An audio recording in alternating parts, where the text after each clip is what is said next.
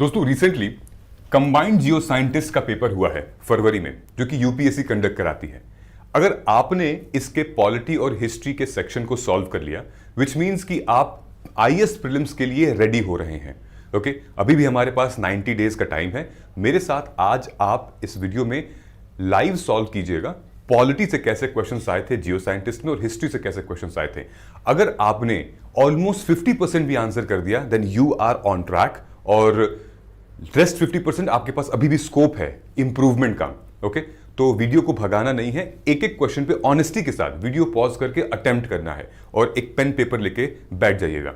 Okay, let us get started without dealing. ठीक, ये हमने सेट बी ले रखा है और सेट बी का सबसे पहला जो सेक्शन आता है वो खुद पॉलिटी है।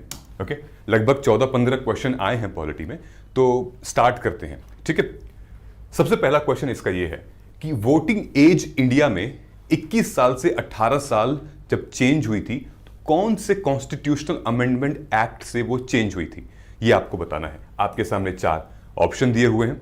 So generally the right answer is 3। Why? Because in 1989 general जो वीपी सिंह थे, विश्वनाथ प्रताप सिंह, उन्होंने उनके रहते में वो प्राइम मिनिस्टर थे और ये अमेंडमेंट एक्ट आया था हमारा। ठीक है, 2 दिसंबर 1989 को वो अपना प्राइम मिनिस्टर की ओथ लिए और राजीव गांधी जी की शायद हत्या हो चुकी थी उस टाइम पे। ठीक है, नाउ अब आपके लिए इंपॉर्टेंट क्या है, क्या आपको पता है कि 43rd अमेंडमेंट एक्ट क्या था, 69th अमेंडमेंट एक्ट क्या था, 48th अमेंडमेंट एक्ट क्या था? ये इंपॉर्टेंट है आपके लिए। ठीक है, जैसे 69th amendment act is very very important. क्यों? क्योंकि एक दिल्ली को स्पेशल स्टेटस का दर्जा मिला था, जिसको हम एनसीआर कहते हैं। ठीक है, ये तो इंपॉर्टेंट है, ये आ भी चुका है, मेंस में आपके क्वेश्चन आ चुका है यूपीएससी के। नाउ 43 और 48 क्या था? 43 अमेंडमेंट एक्ट ये जनता पार्टी लेकर आई थी जब उस टाइम पर एंटी नेशनल एक्टिविटीज के चलते कई लोगों को जेल में डाल दिया जा रहा था। यू नो कि पार्लियामेंट को असीम शक्तियां दे दी गई थी या हो चुकी थी उस टाइम पे कि कुछ भी कोई ऑपोजिशन पार्टी करती थी तो उनको जेल में डाल दिया जाता था, ये कह के कि भाई एंटी नेशनल एक्टिविटी है। तो उन चीजों को कंट्रोल करने के लिए हाई कोर्ट और सुप्रीम कोर्ट को रिव्यू देने की जो पावर थी वो आया था हमारा 43rd अमेंडमेंट एक्ट से। ठीक है, और 1984 ये जो 48th अमेंडमेंट एक्ट है, आपको साफ साफ दिख रहा है 1984 उस टाइम पे पंजाब में सिख रिवॉल्ट काफी चरम पे था, इंदिरा गांधी जी की हत्या हो चुकी थी मेरे ख्याल से। तो इमरजेंसी के प्रोविजन को, जनरली इमरजेंसी के प्रोविजन को मतलब आप 1 महीने का डिस्कशन करते हो दोनों पार्टीज को मिला के, लोकसभा राज्यसभा दोनों बॉडी को मिला के। यहां पे क्या था कि इमरजेंसी के प्रोविजन को 1 साल तक एक्सटेंड किया गया था। नॉर्मली ऐसा नहीं होता है, तो इस संविधान मतलब ये संशोधन किया गया था और 48th अमेंडमेंट एक्ट के थ्रू ये आया। तो ये क्लैरिटी आपको होनी चाहिए जब आप प्रीलिम्स का पेपर देने जा रहे हो, तो ये रिविजन मांगता है। क्लियर है? चलिए सेकंड क्वेश्चन हमारा क्या बात करता है। Now second question talks about the preamble of the constitution serves which of the following purpose. अच्छा क्वेश्चन है, प्रीएम्बल ऑफ द कॉन्स्टिट्यूशन हमारा पर्पज क्या सर्व करता है प्रीएम्बल? तो क्या ये सोर्स देता है, ये सोर्स ऑफ पावर है फॉर द लेजिस्लेचर? इसमें कंफ्यूजन था कि वाकई में लेजिस्लेचर को पावर देता है प्रीएम्बल, तो ये हां भी है और ना भी है। अगर ये डायरेक्ट पूछ रहा है तो ना है, और अगर ये इनडायरेक्टली पूछता तो हम कह सकते थे कि हाँ प्रीएम्बल एक तरीके से हमारे जो विधायिका हैं लेजिस्लेटिव उनको अधिकार देता है कि हम मतलब कानून बना सकें, लेकिन ये डायरेक्ट पूछ रहा है। ठीक है, अच्छा दूसरा स्टेटमेंट क्या है? ये ऑब्जेक्टिव देता है which the constitution seeks to establish and promote. बढ़िया है। Lays out provision of economic liberty, तो इकोनॉमिक लिबर्टी की कहीं बात नहीं की गई है, हालांकि जस्टिस, लिबर्टी, इक्वालिटी, फर्टर्निटी की बात की गई है, लेकिन इकोनॉमिक लिबर्टी की बात नहीं की गई है। ऑल्दो एसेंस भी यही होता है कि इकोनॉमिक आर्थिक लिबर्टी दी जाए लोगों को ताकि अपना बिजनेस व्यापार वगैरह कर सकते हैं, लेकिन प्रीएम्बल में to the point exactly economic liberty नहीं लिखा हुआ है। ठीक है, क्योंकि यहां पे साफ साफ लिखा हुआ है ना, लेज आउट द प्रोविजन, तो it does not lays out the provision. Okay, now 4 क्या है? States the source from which the constitution derives its authority. Right, so I think the second and fourth would be the right answer. बाकी first और third मुझे शायद doubtful लग रहा है मेरे हिसाब से। Okay, now next question number 3 हम लोग चलते हैं। तो क्वेश्चन नंबर 3 पॉलिटी में बात करता है हमारा ये ये भी अच्छा क्वेश्चन था। Which of the following statement regarding the constitution of India are correct? Okay, पहला क्या था? No part of the constitution can be changed by an ordinary legislation unless so authorise. सही बात है, संविधान में अगर हम कुछ चेंज करेंगे तो वो ऑर्डिनरी, जैसे हम ऑर्डिनरी कुछ चेंजेस करते हैं, ठीक है, तो वो ऑर्डिनरी में नहीं होगा, एटलीस्ट 2/3 मेजोरिटी आपको चाहिए, ठीक है, तो एक स्पेशल मेजोरिटी इसके लिए चाहिए होती है। तो ये तो सही है स्टेटमेंट, ठीक है, कि संविधान कोई ऐसा नहीं कभी भी कोई भी आके चेंज कर सके। दूसरा क्या है, अब यहां देखिएगा इस क्वेश्चन में हम लोग एलिमिनेशन ट्रिक यूज करेंगे। Okay, all part of the constitution can be amended including basic structure. ये एक बिगिनर स्टूडेंट भी बता सकता है बहुत इजी तरीके से, ठीक है। आपने कहा कि भाई ऐसा थोड़ी है, संविधान में कोई भी पार्ट को हम संशोधित कर सकते हैं, अमेंड कर सकते हैं, वो भी बेसिक स्ट्रक्चर के साथ कर सकते हैं, जबकि सुप्रीम कोर्ट ने साफ साफ बोला हुआ है बेसिक स्ट्रक्चर अमेंड नहीं किया जा सकता है, वो मूल ढांचा है, ठीक है, बेस है। अपने आप में ही ये गलत हो गया, ठीक। जब ये गलत हो गया है तो तुम देखो ऑप्शन में तुम एलिमिनेट कैसे कर सकती हो। 2 इज इनकरेक्ट, इसमें 2 है, इसमें 2 है, इसमें 2 है, ऑटोमेटिकली आपका 1 and 3 इज करेक्ट, और ये भी सही है। The fundamental right can be amended under article 368, ये कोर है, ठीक है। 368 आर्टिकल के थ्रू हम मूल अधिकार को भी संशोधन कर सकते हैं। समझ में आ गया? तो आप ऐसे ट्रिक्स यूज कर सकते हैं। अब आते हैं हम 4 पे। Question number 4 talks about what? Local self government in both rural और urban area falls under which of the following? जैसे म्युनिसिपैलिटी और पंचायती राज की बात हो रही है, किसके अंदर आता है? क्या वो यूनियन लिस्ट है, कॉन्करेंट लिस्ट है, स्टेट लिस्ट है, या फिर दोनों में है लेकिन सेंटर उसको कंट्रोल करता है, ठीक है। ऑल्दो इन दोनों में थोड़ा सा चैलेंजेस था, लेकिन एक्चुअली वो स्टेट के अंदर आता है। स्टेट के, यस, फंड्स वगैरह का जो ट्रांसफर है, डिवोल्यूशन ऑफ फंड्स है, डिवोल्यूशन ऑफ पावर है, वो सेंटर करती हैं, ठीक है। Article 73rd and 74th constitutional amendment act इसीलिए हुआ था। लेकिन सेंटर इसको क्या करते हैं, मतलब local self government state list के अंदर आता है। ऑलराइट, ये हो गया हमारा 4 क्वेश्चन। अब आप सोचिए कि आपको कितनी क्लैरिटी आ रही है, अब आपको पता चल रहा होगा कि आपकी प्रिपरेशन कैसी चल रही है, ठीक है। नाउ 5वां क्वेश्चन, 5 क्वेश्चन क्या बताता है, ये भी अच्छा क्वेश्चन है, कि नंबर ऑफ जजेस in the supreme court can be increased by, ठीक है। सुप्रीम कोर्ट में कैसे हम जजेस की क्वांटिटी को इंक्रीज कर सकते हैं? क्या एक कॉन्स्टिट्यूशनल अमेंडमेंट डालना पड़ेगा? प्रेसिडेंट ऑफ इंडिया के थ्रू हो सकता है, एक्ट ऑफ पार्लियामेंट, या decision taken by the chief justice of India in the constitutional with other जजेस, an act of the parliament under article 124 part 1, ठीक है। समझ में आ गया? तो ये आर्टिकल यूज होता है यहां पे, ये आर्टिकल ध्यान में रखिएगा। इस आर्टिकल के थ्रू नंबर ऑफ जजेस को इंक्रीज या डिक्रीज किया जा सकता है सुप्रीम कोर्ट की स्ट्रेंथ में से, ठीक है। उसके बाद हमारा आता है नेक्स्ट, एक क्वेश्चन आता है ये 5 है, ये 6। Which one of the following is the first state to universalise the pre primary education formally? इसमें से पहले मेरे ख्याल से केरला होना चाहिए यहां पे। Yes, Kerala is the first state to universalise pre primary education formally, और यहां पर हमने शायद more than 95% literacy rate primary education sector में ले लिया है, केरला ने ले लिया है, तो अपने आप में बहुत बड़ी बात है, ठीक है। तो ये बहुत पॉलिटी का, मतलब स्टैटिक क्वेश्चन करंट भी है, ठीक है, नॉट कोर पॉलिटी का है, बट हाँ, ठीक है। 6 हो गया। उसके बाद 7वां क्वेश्चन क्या है, ये देखिए, ये अच्छा क्वेश्चन था। अच्छा क्या मतलब, बेसिक है कि who among the following holds his or her at the pleasure of the president. ये कीवर्ड है गाइस, ये एक कीवर्ड है, उस पोजीशन को रिलेट करता है जिसका आंसर इसका सही है, और सही आंसर है इसका आर्टिकल 76, जो कि attorney general of India. Attorney general of India को भी कहा जाता है, ये प्लेजर ऑफ प्रेसिडेंट के ऊपर होता है, मतलब कि इनका कोई टेन्योर नहीं होता है, इनका कोई फिक्स्ड नहीं होता, ये प्रेसिडेंट के मतलब आशीर्वाद पे ही रहते हैं। प्रेसिडेंट चाहें तो अगले महीने इनको हटा दें, प्रेसिडेंट चाहें तो अगले 5 साल तक, 6 साल तक ये अटॉर्नी जनरल सरकार का वकील रह सकता है, ठीक है। तो इसीलिए प्लेजर ऑफ द प्रेसिडेंट लिखा गया है, ठीक है। ये समझ में आ गया भाई, ठीक। अब आइए 7वां हो गया, ये आता है हमारा 8वां।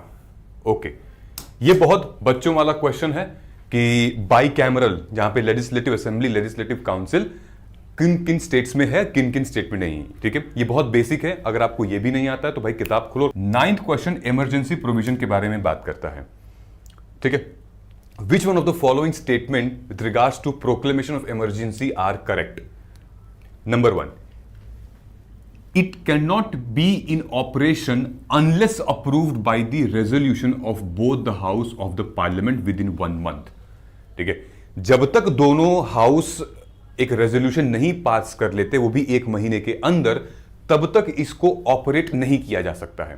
ठीक है, इसमें भी काफी कॉन्फिडेंशियलिटी थी, नहीं कभी कभी किसी केस में हुआ है, किसी केस में नहीं हुआ है। सो आई थिंक कि लेट्स सी, मतलब मेरे हिसाब से ठीक होना चाहिए, किसी किसी केस में हो चुका है। जैसे कि जो इमरजेंसी था 1986-84 वाला, उसको 1 साल तक एक्सटेंड किया गया था, तो रेयर केस में किया जा सकता है, बट रूल के हिसाब से तो ऑपरेशन नहीं होना चाहिए इमरजेंसी को। दूसरा क्या है, proclamation is immune from judicial review. अब देखिए, ये जो स्टेटमेंट है, अगर आप मतलब थोड़ा बहुत इमरजेंसी के प्रोविजन को आपको पता होगा, आप यहां से एलिमिनेशन ट्रिक यूज कर सकते हैं। कैसे यूज कर सकते हैं? देखिए, proclamation is immune from judicial review. क्या अगर संसद कहीं पर नेशनल इमरजेंसी लगाती है, क्या वो जुडिशियल रिव्यू, न्यायिक समीक्षा उसकी नहीं होगी? क्यों नहीं होगी? बिल्कुल हो सकती है। तो अपने आप में ये स्टेटमेंट इनकरेक्ट है, विच मीन्स कि अगर मैं देखूं कि स्टेटमेंट 2 कहां कहां है, तो जैसे स्टेटमेंट 2 इसमें है, स्टेटमेंट 2 इसमें है, और बस एक ही है स्टेटमेंट 2 जहां पर बी तो एटलीस्ट नहीं होगा। ठीक है, उसके बाद आता है हमारा 1CD। ओके, और देख लेते हैं। Proclamation of emergency may be made by president of India at a time if the security of the country is threatened. फिर president of India can issue a proclamation of revocation any time if the Lok Sabha passed a resolution. ठीक है, तो ये मतलब एक तो ये बिल्कुल सही है कि उस टाइम पर भी हम इमरजेंसी प्रोविजन डाल सकते हैं जब हमारे देश पर कोई संकट आपदा आती है, वो भी। दूसरा, president of India can issue a proclamation of revocation any time if Lok Sabha passes a resolution. ठीक है, तो वैसे भी president works on the aid and advice of the council of minister, तो अगर लोकसभा पास करती है रेजोल्यूशन की उसको वापस बुलाया जाए प्रेसिडेंट को, तो मतलब वो कर सकते हैं, मतलब प्रेसिडेंट कर सकते हैं। ठीक है, सो ये समझ में आ गया। एक कंटेंट मैं आपको बताने जा रहा हूं कि इमरजेंसी से रिलेटेड 44th अमेंडमेंट जो हमारा है ना,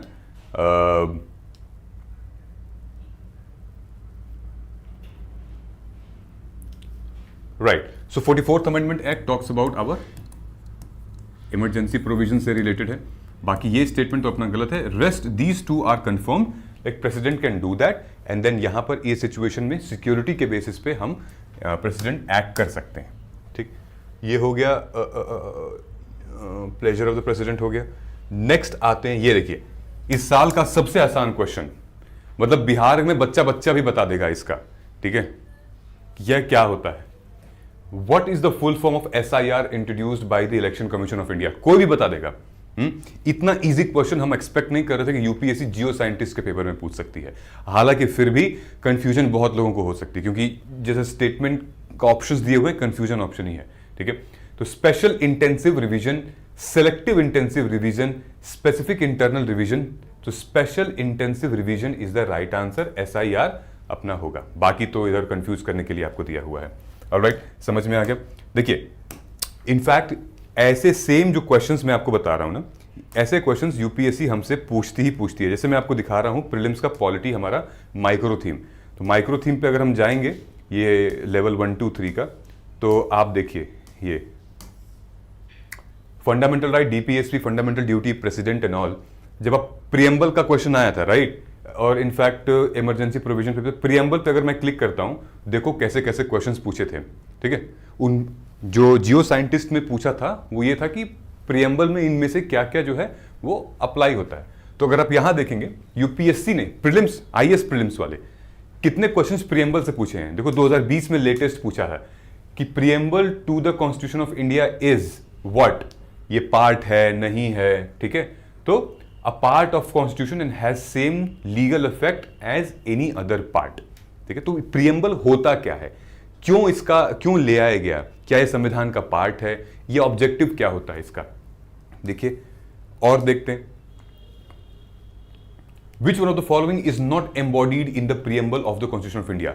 इकोनॉमिक लिबर्टी, और ये भी अभी हमने क्या पढ़ा था, जो जियो साइंटिस्ट वाले पेपर में था, इकोनॉमिक लिबर्टी वहां लिखी हुई थी, राइट? तो वो नहीं होगा। यहां पर भी economic liberty not preamble doesn't talk about it. What it does talk about? Liberty of thought, liberty of expression, liberty of belief. ये 2017 में क्वेश्चन आया हुआ था, ठीक है। नाउ 2017 में फिर से आया था, the mind of the makers of the constitution of India is reflected in which of the following? तो आप कहेंगे कि भाई preamble, preamble is the soul of our constitution, उसमें सब कुछ सार मेंशन किया गया है। और ये सारी चीजें आप भी कर सकते हो, आप हमारी माइक्रो थीम को इंस्टॉल कर सकते हो, डाउनलोड कर सकते हो, जो कि बहुत हेल्पफुल रहेगा आपके लिए, ठीक है। उसके लिए आपको करना क्या होगा, आपको मार्गदर्शन आईएएस के यहां पर जाना पड़ेगा वेबसाइट पर। जब आप वेबसाइट पे जाएंगे तो क्लिक करते हैं हम, ठीक है, ये हमारी courses.margdarshan.is है, इसको आप क्लिक कीजिए। आप जब जाएंगे यहां पे तो ये देखिए प्रीलिम्स की माइक्रो थीम है, ओके, पिछले 16 साल की माइक्रो थीम पे आप यहां जाएंगे, इसको क्लिक करेंगे एंड देन ये ओपन होगा। यहां पर आपको कोड यूज करना पड़ेगा। कोड क्या यूज करना है आपको? मार्ग प्री, ओके,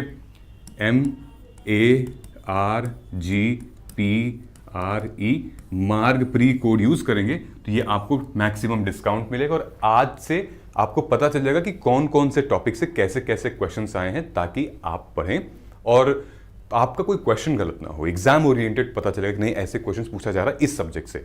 हवा में पढ़ने का कोई मतलब नहीं है। ये फाइल सेम अवेलेबल है इंग्लिश के लिए, ये फाइल सेम अवेलेबल है हिंदी मीडियम के लिए भी, ठीक है। अगर आप देख सकते हैं यहाँ माइक्रो थीम लिखा हुआ है, ये हिंदी मीडियम के लिए अवेलेबल है। और हिंदी मीडियम के स्टूडेंट के लिए जो कोड यूज करना है वो है UPSE UPSC pre code use करना है, ताकि आपको मैक्सिमम डिस्काउंट मिलेगा। आई बात समझ में? तो ये माइक्रो थीम तो मतलब बहुत बहुत बहुत इंपॉर्टेंट है, आपका बहुत टाइम बचा देगा, बहुत सारे टाइम बचा देगा आपके लिए, ठीक है। चलिए वापस अगर हम लोग आते हैं अपने इस पीडीएफ पे, तो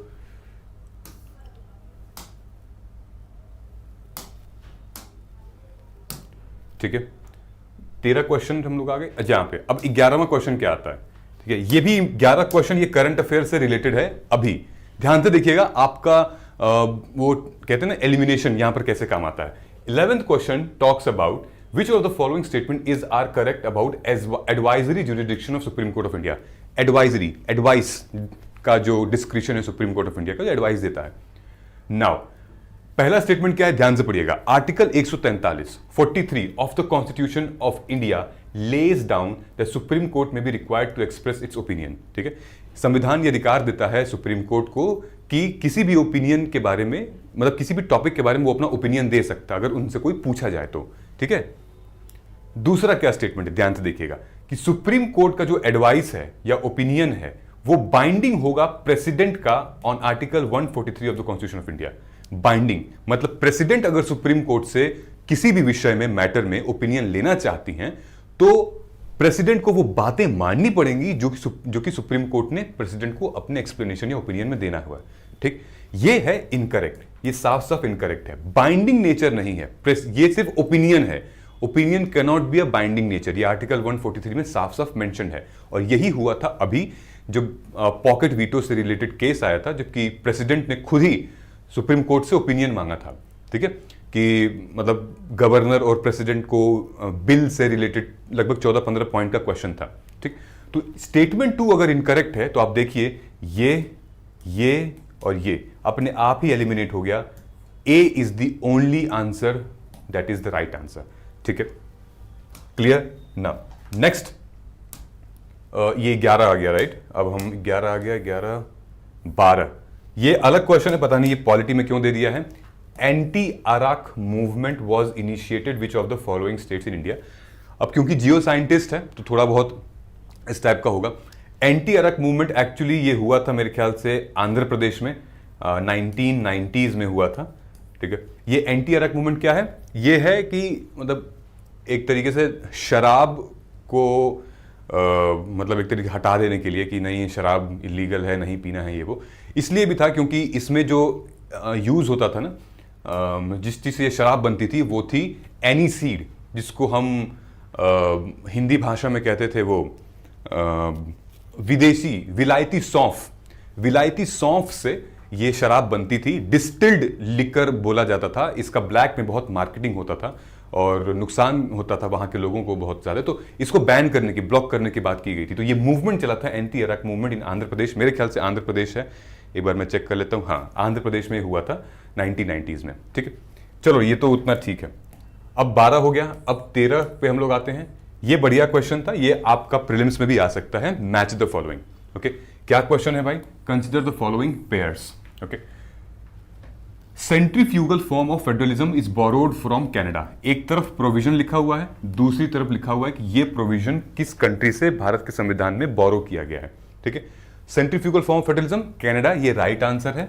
कैनेडियन फॉर्म ऑफ गवर्नमेंट जो है वो टैक्सेस को लेके बहुत ज्यादा क्लैरिटी रखते हैं कि सेंटर का टैक्स, स्टेट का टैक्स, डिवोल्यूशन कैसे होगा, वो पूरी की पूरी चीज फेडरलिज्म जो है वो हमने कनाडा से ली हुई है। देन इम्पीचमेंट प्रेसिडेंट का वो हमने अमेरिका से लिया हुआ है। ठीक है, नाउ बाकी का ये दो आता है, क्या है ये? कंसेप्ट ऑफ कॉन्करेंट लिस्ट, ये यूएसएसआर से नहीं लिया गया, ये ऑस्ट्रेलिया से लिया गया है। ठीक है, देन फंडामेंटल ड्यूटीज हमने यूएसएसआर से लिया गया, ऑस्ट्रेलिया से नहीं लिया गया, तो यहां पर इन्होंने ऊपर नीचे कर दिया है। The right answer is only 2। ठीक है, तो हमें यह पता होना चाहिए कि भाई directive principle of state policies, fundamental right और अलग अलग प्रोविजंस हमने कहां कहां से लिए हुए हैं। ठीक, नाउ 14 क्या है इसका? 14 यूपीएससी के प्री में भी पूछा हुआ है, आईएएस प्रीलिम्स में, कि राइट टू प्रॉपर्टी का क्या स्टेटस है हमारे भारत में, संविधान के हिसाब से क्या स्टेटस है। तो इसमें स्टेटमेंट 1 दिया गया है कि right to property was part of fundamental right. Very good, अब नहीं है, सही आंसर है। और राइट टू प्रॉपर्टी एक मैंडेट किया गया, एक कॉन्स्टिट्यूशनल राइट है, लीगल राइट है under article 300A। Right, correct. तो ये हमारा बोथ 1 और 2 है। नाउ अब हम लोग आते हैं एक इंपॉर्टेंट क्वेश्चन पे, क्वेश्चन नंबर 15। ठीक है, क्वेश्चन नंबर 15 क्या बात कर रहा है, ये इसमें एक एक आर्टिकल आपको पता होना चाहिए, एक एक आर्टिकल क्या बात करता है। क्वेश्चन 15, इनमें से कौन सा आर्टिकल सस्पेंड नहीं हो सकता है जब नेशनल इमरजेंसी लगेगी तो? ओके, वीडियो पॉज करिए, सोचिए इसके बारे में, कौन सा आर्टिकल सस्पेंड नहीं हो सकता है। सबसे पहले हम लोग आते हैं article 18, article 19। Article 19 freedom of free speech and expression. ठीक है, आर्टिकल 18 मेरे ख्याल से अबॉलिशन ऑफ टाइटल, तो ये सब तो हो ही सकता है, राइट, ये सब तो सस्पेंड किया ही जा सकता है। और फ्री स्पीच एंड एक्सप्रेशन तो सबसे पहले सस्पेंड किया जाता है, रोका जाता है। ठीक है, रीजनेबल रिस्ट्रिक्शंस के थ्रू। ठीक, आर्टिकल 14-15 की राइट टू इक्वालिटी और राइट वो डिस्क्रिमिनेशन अगेंस्ट जो भी हमारा रिजर्वेशन है, ये भी कंट्रोल किया जा सकता है, सस्पेंड किया जा सकता है, राइट, स्पेशल प्रोविजन में, जैसे कोविड वगैरह केस में हुआ था।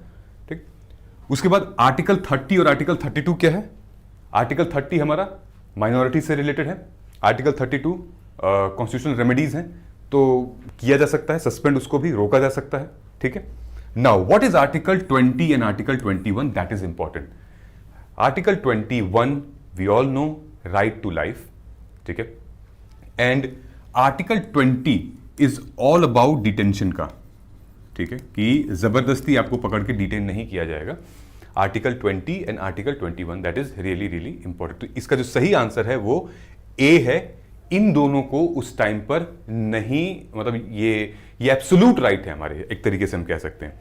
ठीक है, ये दोनों आर्टिकल के बारे में आपको जरूर पढ़ना है और साथ में ये पता होना चाहिए ये क्या है। ठीक है, आर्टिकल 20, आर्टिकल 21 की किसी भी ऑफेंस, कन्विक्शन ऑफेंस से आपको थोड़ा सा इम्यूनिटी मिलती है कि जबरदस्ती आपको कोई डाल नहीं सकता है जेल में किसी भी एंटी नेशनल एक्टिविटीज के थ्रू, कन्विक्शन एंड ऑल। चलिए, हिस्ट्री हमारा और पॉलिटी हमारा फिनिश हो गया। अब हम लोग चलते हैं हिस्ट्री के ऊपर। ठीक है, history question starts from, I think from 41। Okay, चलिए 41 में आते हैं हिस्ट्री में। तो अब आप मेरे को बताइए कमेंट करके कि डायरेक्ट हिट आपका कितना था, मतलब जो हमने 10-15 क्वेश्चन डिस्कस किए हैं पॉलिटी में, आपके कितने सही बैठ रहे थे। एक तो मुझे भी लगे कि नहीं यार, मेरे स्टूडेंट्स जो हैं वो भाई आगे चल रहे हैं, पढ़ाई कर रहे हैं। ठीक है, यहां से देखते हैं हम लोग 41 से, हिस्ट्री का पोर्शन है। कुछ कुछ क्वेश्चंस बहुत डीप पूछे गए थे और कुछ कुछ क्वेश्चंस जो है वो भाई मतलब आसान थे। Under the leadership of which Sanskrit epigraphist was the project preparing first critical edition of Mahabharata started in 1919? किसके लीडरशिप में 1990 में महाभारत की जो स्क्रिप्ट थी, मतलब क्रिटिकल एडिशन था महाभारत का, वो स्टार्ट हुआ था। ठीक है, so the right answer is V S. Sukthankar. So V S. Sukthankar ये the Bhandarkar oriental research institute began the इतना इन 1919. तो भंडारकर रिसर्च ओरिएंटेड इंस्टीट्यूट, ये इंस्टीट्यूट में ये साहब थे वी.एस. सुखथांकर, जिन्होंने महाभारत की एडिशन को स्टार्ट किया. ठीक है, 1919 में. 1919 में हमारे मॉडर्न हिस्ट्री में क्या हो गया, क्या हुआ था? हाँ, कमेंट करके आप बता सकते हैं. आपको पता होना चाहिए 1919 में कोई बड़ा कांड हुआ था कि नहीं हुआ था. ठीक है, अच्छा, ये आ गया हमारा क्वेश्चन नंबर 42. क्वेश्चन नंबर 42 क्या बात कर रहा है, ये ध्यान दीजिए. यूपीएससी के प्रीलिम्स में, आईएएस प्रीलिम्स में ऐसे क्वेश्चंस पूछे गए हैं. ठीक है, पहला क्या है? Which one of the following text provides detailed and connected account in Buddha's life. Buddha की जीवन का डिटेल्ड अकाउंट इन कौन से टेक्स्ट में दिया गया है?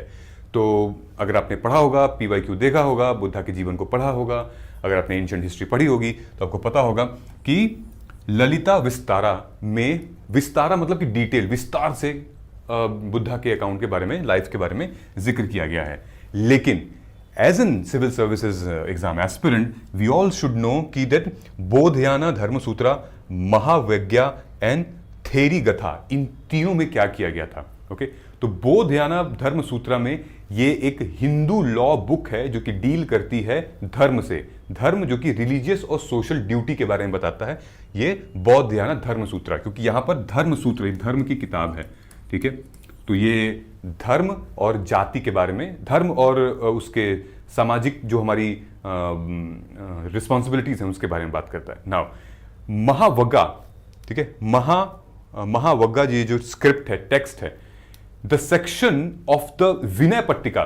तो दो सेक्शन थे, सुत्त पित्तिका और विनय पित्तिका. तो ये जो मामला है, Theri Gatha reference to Sutta Pitaka and Mahavagga is reference to Vinaya Pitaka. Vinaya Pitaka talks about the Buddhist literature जो डील करती है उनके रूल्स और रेगुलेशन से.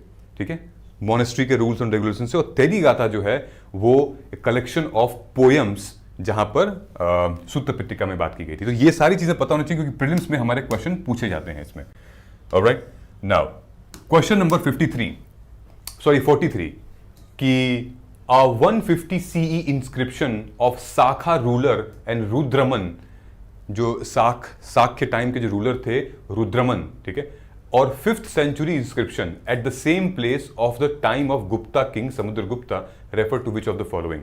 ठीक, तो समुद्रगुप्ता के टाइम, मतलब जो गुप्ता किंग थे समुद्रगुप्ता, उनके टाइम पर ये साख रूलर ने, रुद्रमन ने कुछ इंस्क्रिप्शन बनवाई थी. और फिर 5th सेंचुरी का इंस्क्रिप्शन था.